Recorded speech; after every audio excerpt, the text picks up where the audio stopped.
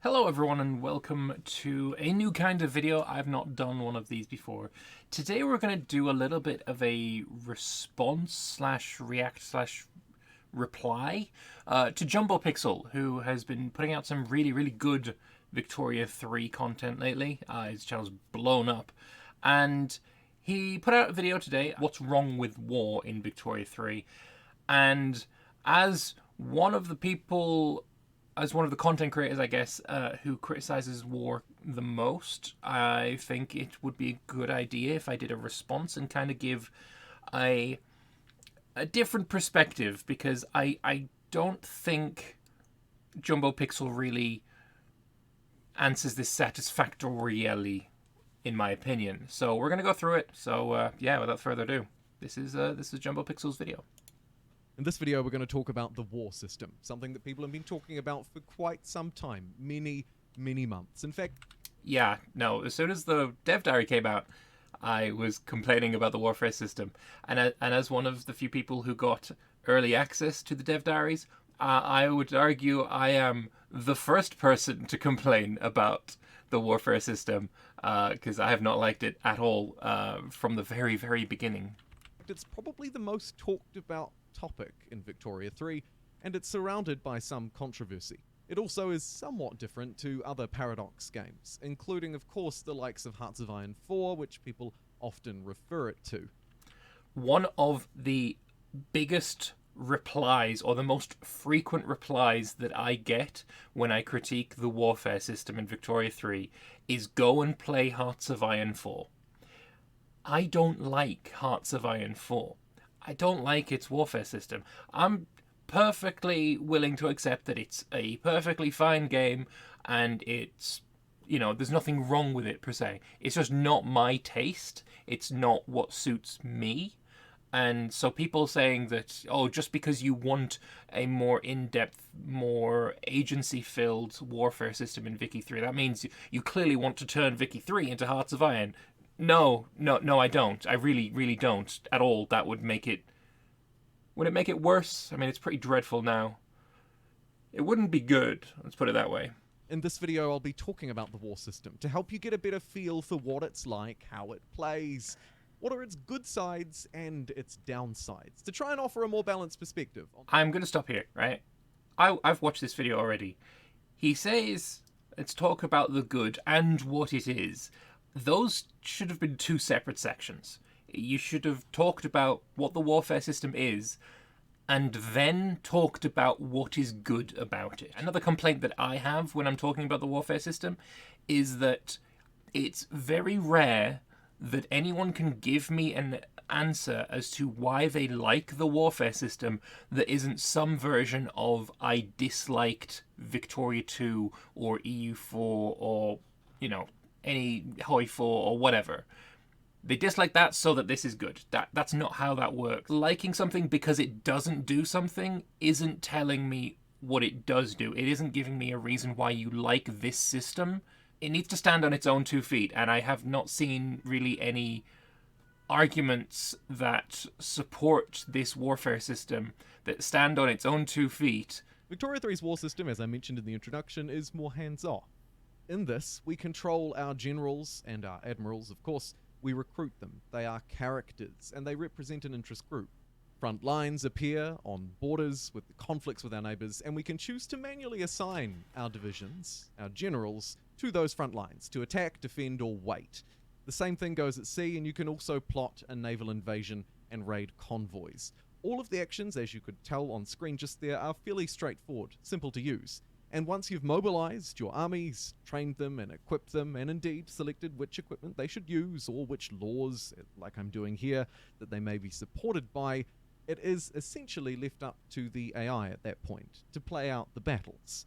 You can choose, like I say, to stop and go, or it'll just play it out for you. So where's the part that you tell me why that's a good thing? You've explained what happens. That's fair enough. I agree with everything you just said there, right? You assign generals to fronts that come from the barracks that you build in their strategic regions. Yep, that's all factually accurate information. Somebody who hates the warfare system, like I do, is going to agree with that because that's just a factual description of the system.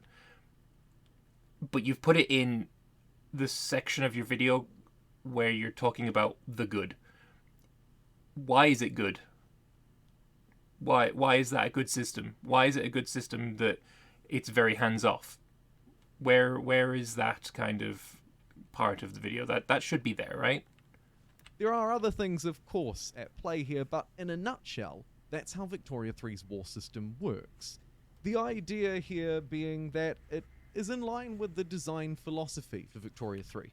Of course, we've seen the pillars, and the general consensus that I've seen is that the design philosophy for the warfare is that it needs to be somewhat hands-off, and it needs to be less micromanagey. And the reason for that is that the primary element of the game is, of course, the building system, the economy system, the political system. But I have argued for a while, and I continue to argue, and my 100+ hours of playtime confirm my arguments that you really don't have to be that involved in those elements at all times. You can set yourself a building queue like you have here. You have 13 buildings in your building queue right now. That doesn't, as far as I'm aware, have a limit. So you don't have to really focus on micro on the buildings. The technology, you don't need to focus in micro on the technologies. You click a button, and over time that technology will be acquired. You don't have to watch it like a hawk. And political system, you're passing a law. There is a timer that will tick around, and then when you hit the end of that timer, you either pass, fail, debate the law. There isn't anything to look at there. So while you are at war, if all those three things, the political, the buildings, and the technology are all set, which does not take a huge amount of time. I'd say the buildings take the longest, but if you have a big queue, then that's going to take a while to get through. Then all you're left with is watching the war. You're watching the numbers tick up as battles occur, and in my opinion, that's not engaging enough. It just isn't. You also have to watch the battles. It's not a case of you can watch them if you so desire. You have to watch them, because in any battle that has more than one front or has the potential to break into more than one front, because of the buggy mess that the warfare system is, your generals can just go home. If a front splits or merges, you can have your generals just decide to go home. You have to watch your war like a hawk to make sure that the game doesn't screw you for buggy reasons. So, yeah, the game, the warfare system aligns with the design principles. Now explain to me why the design principles are good. Because they're just not. They're really just not. A gentle reminder, this is of course not Hearts of Iron 5. It's a different game. I don't want It's it to also be. a different game from Victoria 2, the game that it replaced in many ways, a spiritual namesake successor as well. The other thing about the good for Victoria 3's war system is its ease of use. Again, this fits in with the design philosophy.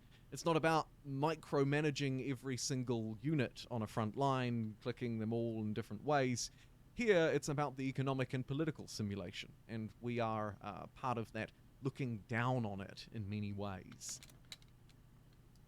Where's the good part? You still haven't explained, like, you've moved on, you've started talking about something else, and you haven't explained why the previous part is in the good section. Like, if you don't like micromanaging little armies, fine. That's fine. I actually don't care. If you like it or you don't, that's kind of irrelevant. But that doesn't give any plus points to this warfare system. I like that it's not like CK3, where you're pulling troops from all over the place into one doomstack. I quite like that it's not that. I like that it's not like CK3. But why does that make this system good. It doesn't. It doesn't. Like, where's the positive arguments? I've not heard any. We'll talk a little bit about the other side to this argument, of course, because there is one, and it's a strong one in the bad. However, there's a little bit more to say about the war system and the good that goes along with it. The other thing to note, of course, in Victoria 3 is that it is somewhat world-dependent. Not just on the world that we're building, whether we're building barracks to train battalions or arms factories to supply our units with better guns. Maybe we're researching them at our universities to really ensure that they have the best gear possible. It's also about the physical world that they exist within. Units will have a harder time in low infrastructure territories or where their supply lines have been raided. All right. No, they kind of actually won't, right? The penalty that you get for having low supply lines is pretty much negligible. It really is negligible. And I just want to pull up a stream that I had yesterday to kind of illustrate this point. I am raiding this node right here in the Straits of Gibraltar. The Americans, despite having a much, much weaker navy than I do, they still using man o' wars while I'm using monitors, are still able to run this raid and get some 200,000 American soldiers into Austria. How? I do not know. Well, I do know. They teleport, because the units in this game, despite your assertion to the contrary, are not a part of this world. They are intangible. And intangible units can do whatever they want. And the only things that you can do to mitigate them is by giving them negative modifiers. So yes, the Americans over here were having a little bit of trouble with their supply. Not by much, but it should have been 0. And the Americans should not have been able to arrive in Austria at all, because I was raiding in the Straits of Gibraltar, and I was also raiding in the Eastern Mediterranean. I was raiding in these 2 nodes. The Americans shouldn't have been able to arrive, but they're intangible, so they do anyway. It makes no sense. The units are not a part of the world. They are apart from it. Impossible terrain and other natural features play out here as well, although you could argue not quite to the level that we might expect in certain areas anyway. Sometimes, yeah, or at all. It's not to the level. The level is that I'm looking for here is a meaningful amount, and negligible just doesn't cut it. in terms of user experience, then the system allows players to not be bogged down by micromanaging those individual unit movements. Instead, we're tasked with managing the overall equipment that's being distributed, or the technologies that we're researching to try and figure out what equipment to build next. Like, technology is a button click to get into the research, another button click to get into the military tab, and then a third button click to do whatever it is you want to do. Defense in depth, or concrete bunkers, or whatever. That's not a whole lot of attention needed to be drawn away from your warfare that you have to focus on to prevent the bugs. As for creating the stockpiles of weapons, or building weapons, building cannons, small arms, that sort of thing, what are you doing there? You're saying that you're free to focus on those things, but what is it that you're actually doing? Because I would argue you're actually not doing anything there at all. You have your buildings, I would assume, pre-war, building these weapons for you. During a diplomatic play, maybe, it might be a good idea to queue up some more arms factories or ammunition factories or what have you while the diplomatic play is going on. And maybe change some production methods while the diplomatic play is going on, or before that. But how many clicks are you really expecting that to be? then of course there's that secondary effect. Who do you promote as your generals, and which interest groups do they align with? Are they militarists, landowners, communists, you name it? The amount of impact it has on which interest group your generals align with is minuscule to it's there. I'm not going to argue that it's not there, but it's minuscule. And if you're going into a war and you're in need of new generals, you're not going to be looking at the interest groups. You're going to be looking at the randomly rolled modifiers that they have. Is this guy an expert offensive planner and expert artillery commander? Well, then I'm taking him, because he's going to win me the battles in this awful RNG system over somebody who aligns with the party that I like, but his traits are cocaine addict and what have you. I don't know, can't remember most of these traits. That's not really something you will ever worry about. What level of rank they are, what rank these generals are, is something that you would worry about. But again, it's like one click on the outliner to click your general, and then another click to promote them. You can't demote them, so that's not something you need to worry about. If you want to promote them to get more troops, then do that, and that's fine. Is that something that's good about this warfare system? Because I would argue that that level of interaction with your generals is like totally possible in a conventional warfare system that isn't shit. So it's a system that is not necessarily as significant of a standalone one in terms of player involvement or manual actions as many other Paradox games. But it does present us with the opportunity to handle warfare at a higher level, in line with the design philosophy for Victoria 3. Which probably makes a great transition through to the bad. Let's talk about some of the criticisms of war. And There was nothing in the good that was the warfare system is good because of this mechanic that I like. It was just, I don't like micro, therefore this is fine. It's not a good argument. Where's the good arguments? But hey, he's going on to the bad, so maybe we'll find something to agree with here. This would be fantastic. One of the more basic ones to start with is visualization. The visualization could be improved a little bit. Those hot front lines could be animated in different ways, including with troop animations, whether or not we control them. However, Yeah, but like it'd be nice if we could control them. You know, that was pretty satisfying to click on your little man and right click over on where their little man was, and you'd see him marching over there, and then when they engage there'd be some guns shooting at each other.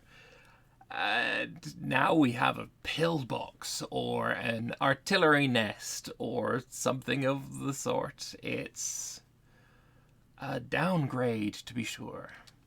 visualization is somewhat of a minor element. The real gripes with war dig a little deeper. I agree with that. No, the visualization is not the thing that anybody is really heavily complaining about. Visualization is an important thing, right? Having some flames across the front line looks terrible. Really, it's bad.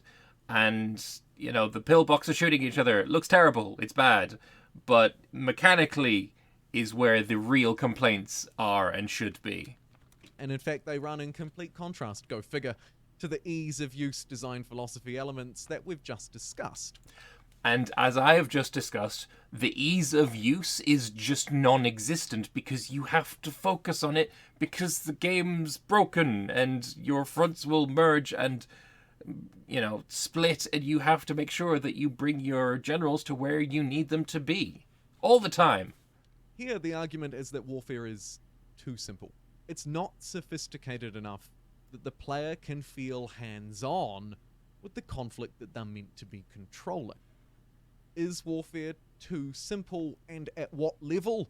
Here the criticisms go deep. It's too simple at a base level. Fighting.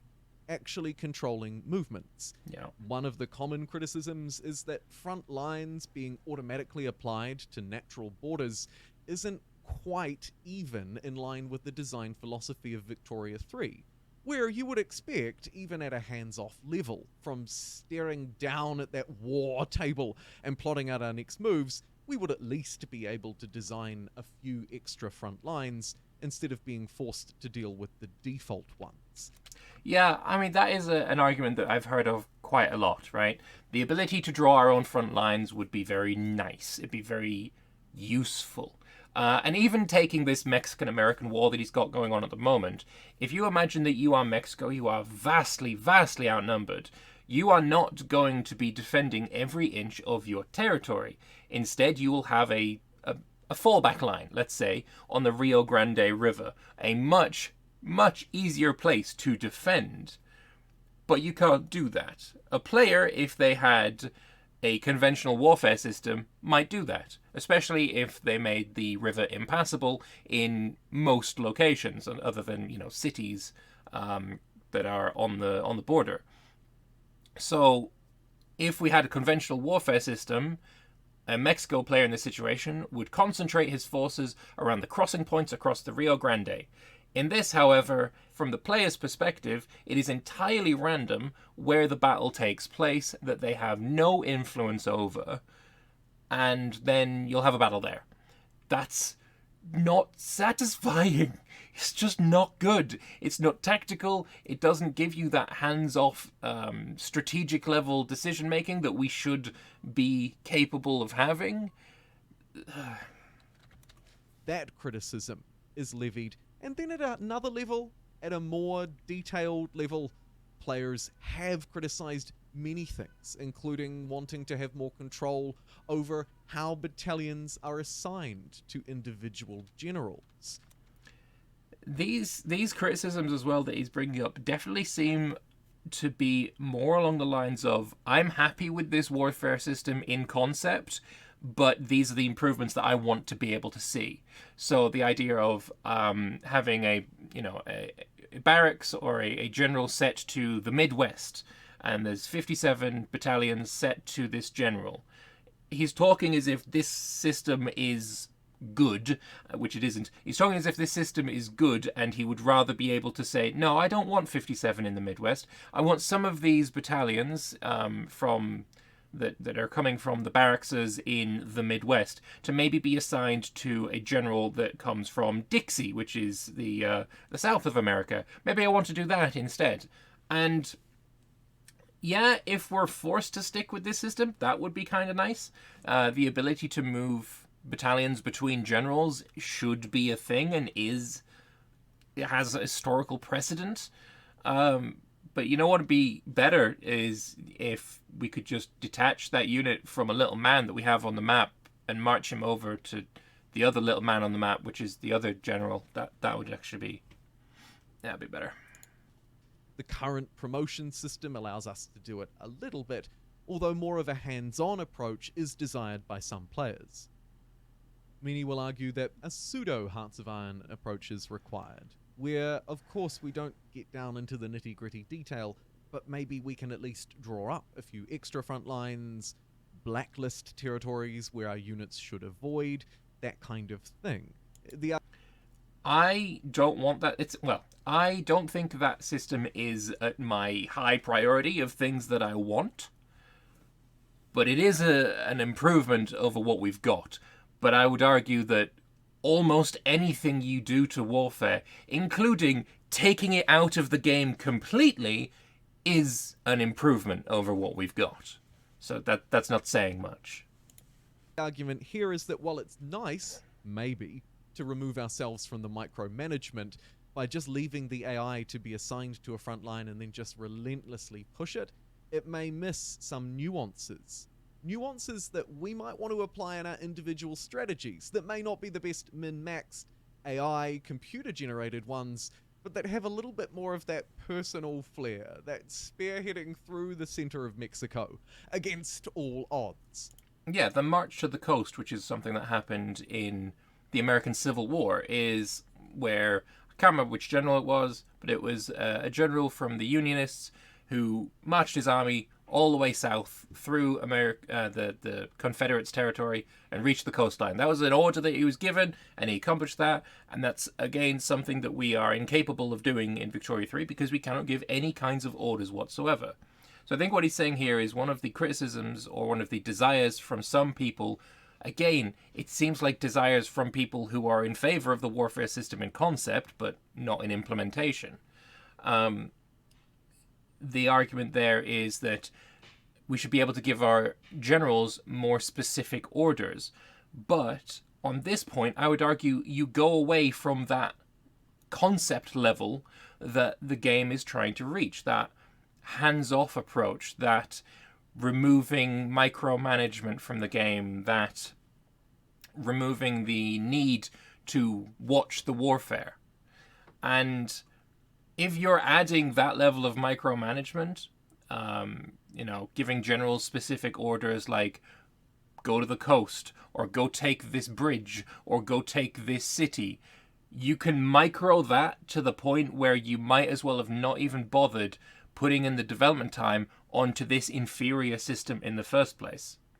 Because then you've just basically got a worse version of the previous standard paradox model of warfare. Moving units and telling a general to focus on moving to this specific town is not all that different in practice. You are selecting an army and right-clicking them on a town. How is that different? An extra click, maybe? And there are a few other criticisms. I won't draw on all of them here, but one to note is coastal invasions, coastal defense. The key weakness here is that naval invasions, both difficult to track, relating somewhat back to that visualization point at the start, but also, not just tracking, more difficult to even carry out, watch, play out, and defend from as well. I mean, they're not difficult to carry out, but I do find it very funny that naval invasions also go against the higher level concept, because if you're fighting someone like Mexico, for example, you are able to just navally invade at will. They've got a very large coastline, and it doesn't matter if you're navally invading on their west or their east coast. It will take 50 days. If you've got enough boats in enough admirals and enough generals, you can land in many different places and open many new fronts, especially if the enemy is very focused and has all of their army already mobilized against you. And the reason it goes against this higher level concept of less micro is because you are able to select the exact place where they land. You're not getting rid of that direct player control, player agency warfare that this system purports to try and get rid of. So you can see there are a series of bad criticisms levied at Victoria 3, and Are you saying bad criticisms as in criticisms that are bad, as in the people critiquing them are making bad arguments? Or are you saying bad criticisms as in they're negative criticisms about Victoria 3? So you can, I suppose, can you have a positive criticism? Probably not, I don't know. Because if you're saying that these criticisms are bad, which ones? Because you've mentioned a few different things now. I don't know which criticism you exactly think is bad. I also don't know what exactly you think is good still, but, let's not go back onto that. And often these go in complete contrast with its supposed strengths. Hands off, less micromanagement, great. But I want more micromanagement with my front lines, not so great. Yeah, no, that's basically what I was saying, is they've got all of these things that people are wanting go against the idea of this warfare system in its entirety.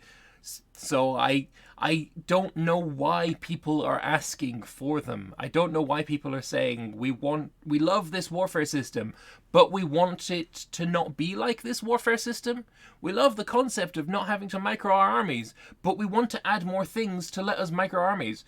Just kind of be honest with yourselves and admit that this warfare system is shit and it's not what you want. Because if you're wanting these kinds of general actions, more agency, being able to choose, I want you to focus on reaching the Mexican capital or whatever, you're asking for more agency. And the lack of agency is the point of this warfare system. So you don't like it if you're asking for these things. I think you get the idea. There's one more category to address, though, and that's the unknowns, or the uglies, depending on how we want to frame them.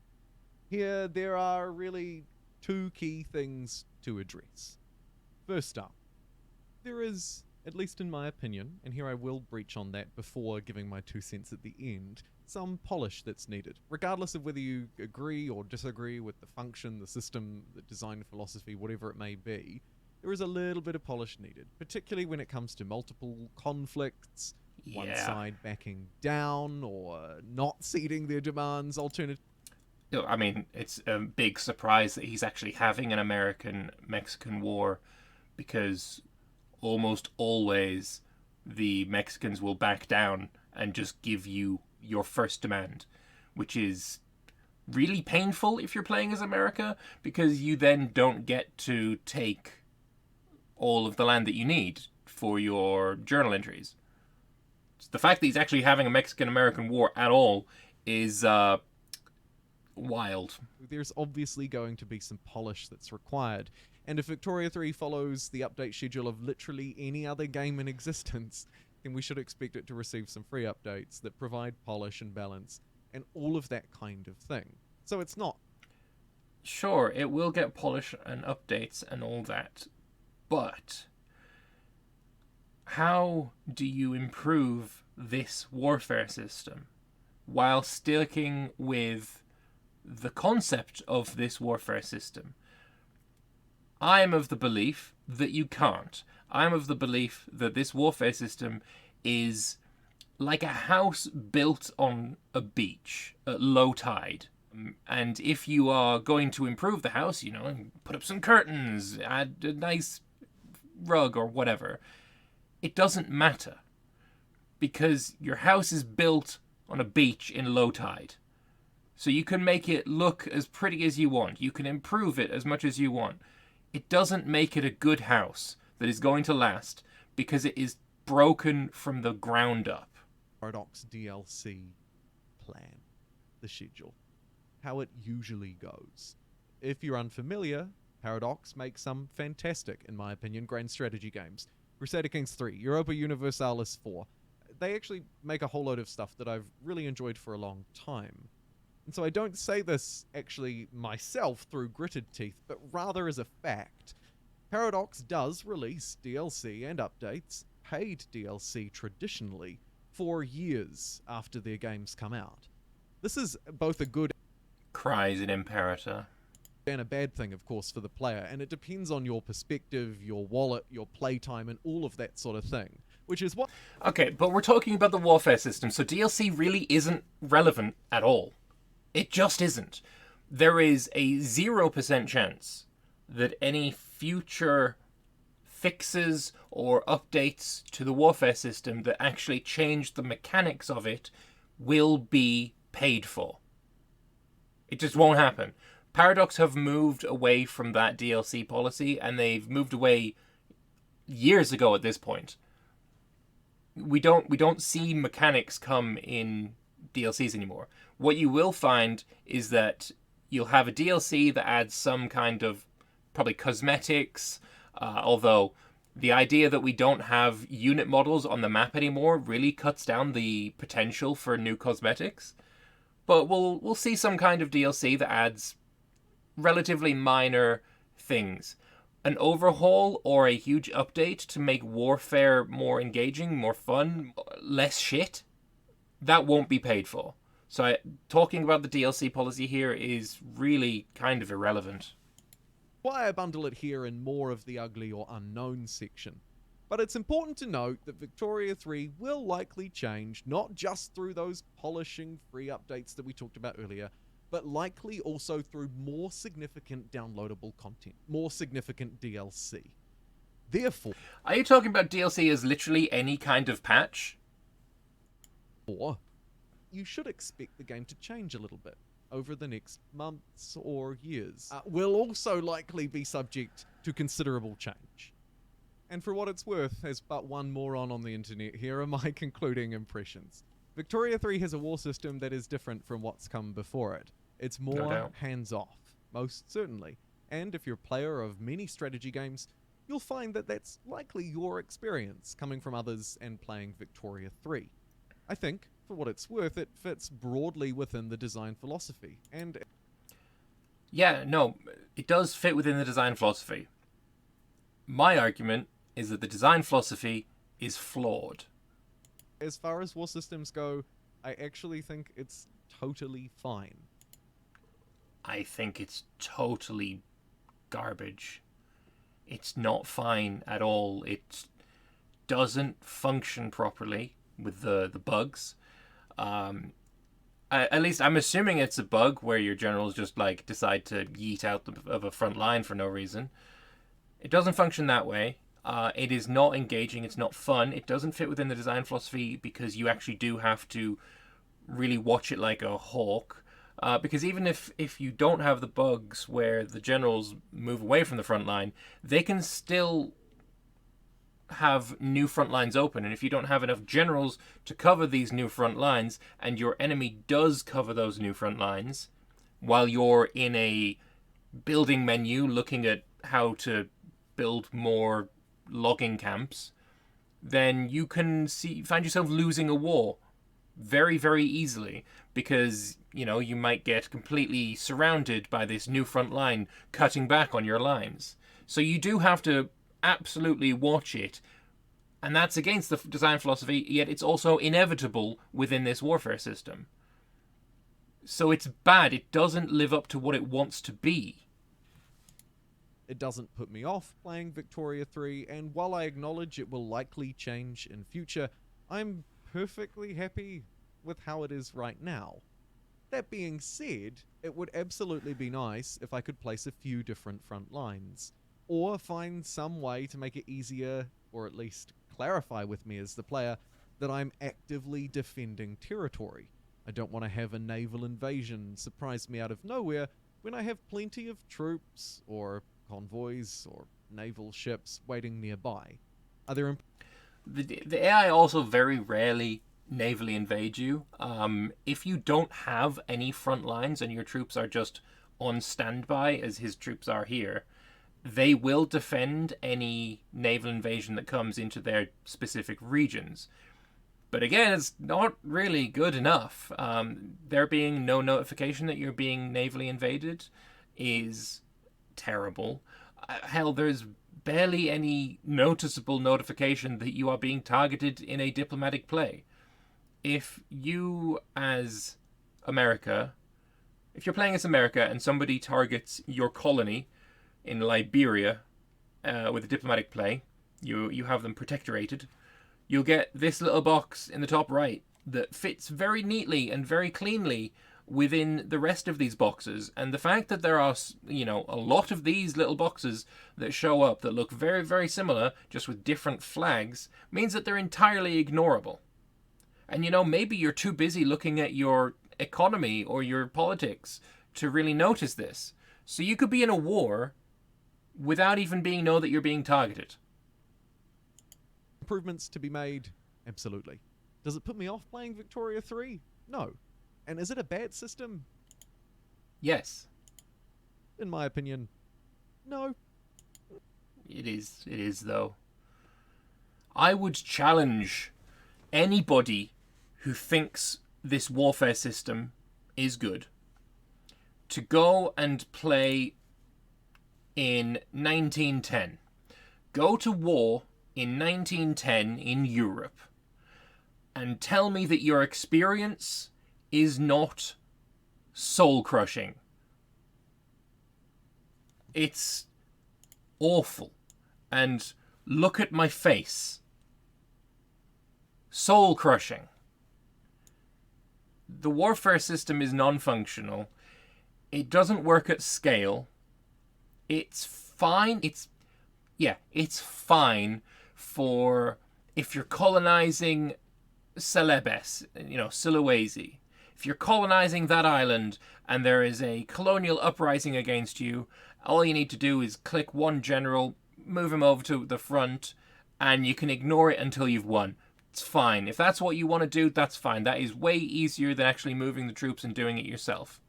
Sure.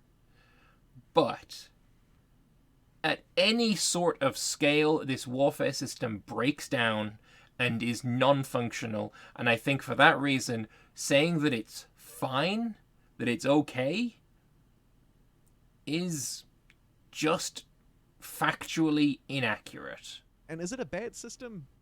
In my opinion, no. No. Not especially, not entirely. Actually, probably not really at all. It works, like a lot of other systems in Victoria 3, from my experience at least, very well. It's a fairly polished experience. Polished is one argument that I just will not accept. There is no way you can convince anybody who has actually played with this warfare system that it is polished. You could argue that you like it.